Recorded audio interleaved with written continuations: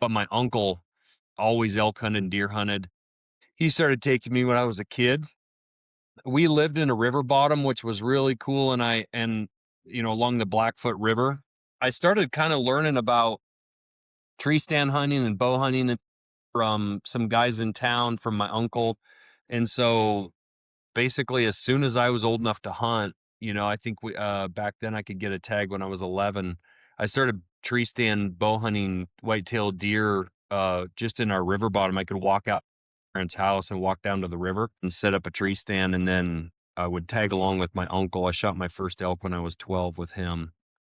Um, I will say it's really, really cool. There was a few guys in town that were not relatives. They were just guys in town. And I think I asked enough questions about hunting that they offered to just take me. And I will say, man, if you have young kids, young boys or girls that are asking you a lot about hunting and whatnot, and they're from a family that don't, man, if they're maybe it's a buddy of your son's or something, take those kids hunting because that can be such an impact to a young boy that maybe doesn't have the opportunity or doesn't have that. I look back now, I took it for granted now, and I think about like Bruce Wood, Carl Temple, and these guys that took time to just take me hunting and pick me 5 a.m. and take me up to their elk spot and teach me how to elk hunt.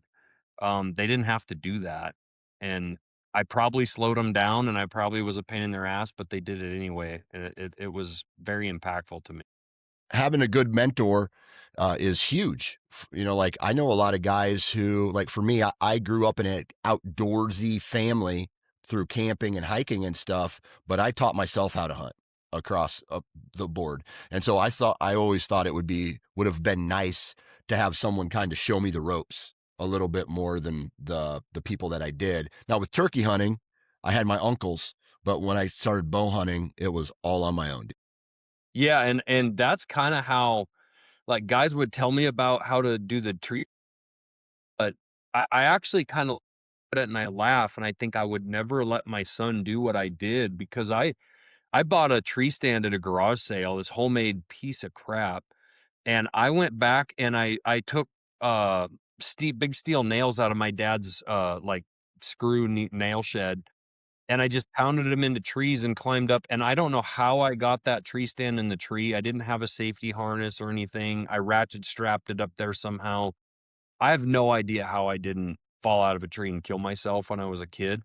Um, but and I set those tree stands up in the wrong places. I didn't Yeah. understand wind, none of that Yeah. stuff. But it took me a couple of years, but I ended up killing a couple different deer and actually a couple coyotes from my tree stand. And man, that sense of accomplishment when you're 14 years old and kill a deer by yourself. And honestly, too, I look back at the bows that I was shooting back then with big old thick aluminum arrows. It would just Right. launch logs.